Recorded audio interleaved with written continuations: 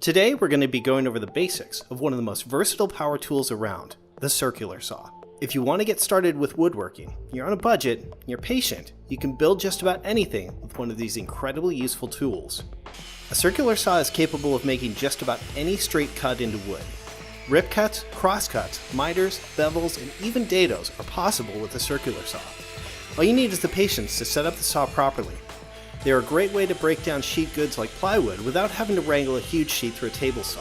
Plus, they are incredibly portable, so you can easily do any of these cuts at a job site. Let's take a look at the parts of the tool. A circular saw should have two handles at the front and rear of the saw. The rear handle has both the safety switch and the trigger, and the front handle is for added stability when cutting. The shoe or base plate will rest on top of the lumber you are cutting and is also used to set the depth and angle of your cut. Surrounding the blade is the blade guard. This will protect the blade if you leave the tool sitting on the ground, and it will protect you from the blade when it's spinning.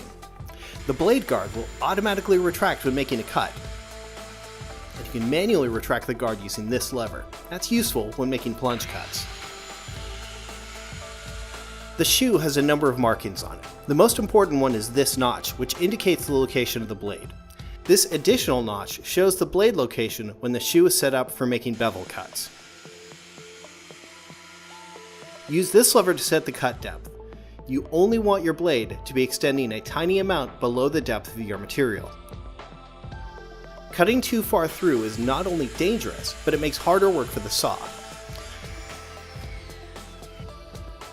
Use this lever to set the angle of the blade. On most saws, there are positive stops for 90-degree and 45-degree cuts. If your shoe has markings stamped into the metal like mine, you can paint over the markings with white paint and then wipe away the excess, leaving the paint in the recessed areas. This will make them easily readable, even when things start getting dusty. Like with any power tool, you should be wearing safety glasses for every single cut. If you're making a lot of cuts, protecting your ears is a really good idea. And while the sawdust from a circular saw isn't as fine as other tools, it's still a good idea to wear a dust mask. To make a cut, just rest the shoe of the saw flat on the lumber you want to cut, with the blade clear of the wood. Pull the trigger and let the blade spin up to full speed. Push the blade smoothly through the material, using the notch to guide your saw along your cut line. Don't push the saw too quickly, just let the blade do the work. When your cut is complete, push the blade completely clear of the material, release the trigger, and wait for the blade to come to a complete stop. It's important that you let your offcut fall freely. You don't want your wood to be supported on both sides. If it is, the wood can pinch your blade as you make your cut, and the saw will start to climb its way out. I got lucky with this cut, but it could have easily resulted in a kickback. If that happens, release the trigger and lift the saw clear, and reposition your wood before continuing. There's a few extra tools that will help you get more out of your circular saw. A speed square is invaluable in helping you make cross cuts. You can clamp the square to your material and press the shoe against the square to help guide the saw. A long beam level clamped to your material can also help guide the saw for straighter, more accurate rip cuts.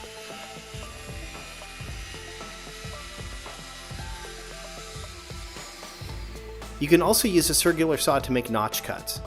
Mark out the area you want to clear, set your blade depth, and then make a series of cuts to clear away the wood. You can then knock out any remaining material with a chisel. It's good to have a few different blades for your saw. This 18-tooth blade will make short work of any rip cut, but it leaves a really rough finish on any cross cuts or plywood. This 40-tooth cross-cutting blade leaves a nicer edge to your cut, but it will bog down on longer rip cuts. Making accurate cuts with a circular saw takes time and practice, but for all its portability and versatility, it's an invaluable tool and a great way to get started with woodworking.